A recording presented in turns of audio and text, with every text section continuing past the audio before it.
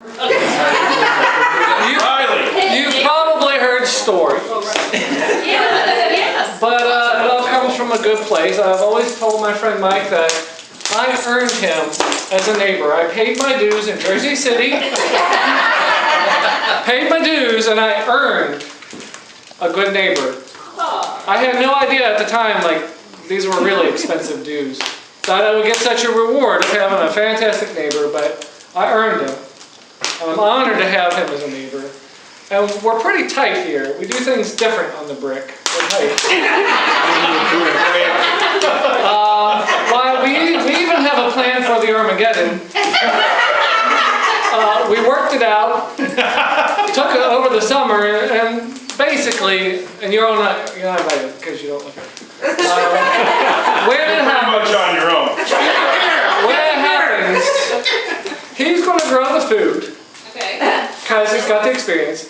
And because these will be troubled times, anybody that tries to take it, I will kill him. He owns all the guns. And, but until that larger moment, we've had some smaller conflicts here on the property. Largely muskrat.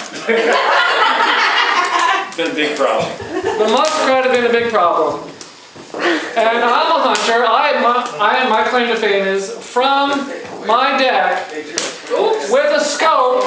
I have shot a muskrat at 120 yards in the middle of my pond while I was on the cell phone. True story. True story. Yeah. Not soon after. Not on the brick. Not soon after, Mike, out by the pond, he was in the bush, killed himself a muskrat with a fork. Had his pitchfork right there, and he was proud. He says, "I got me one." Which, I'm thinking, all right, but how's it going to top mine? He says, "Got it with a pitchfork." I says, "Wow, that's pretty good." Wrestled with him. And he says, "Pitchfork don't have no scope." Which is true, and it's great when you're right there in the bush.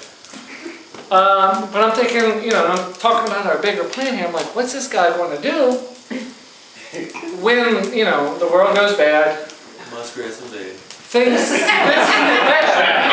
Exactly. I want to prepare for the Armageddon with far plan. So I've got something to present to you for that day when it comes. A fancy pitchfork? No.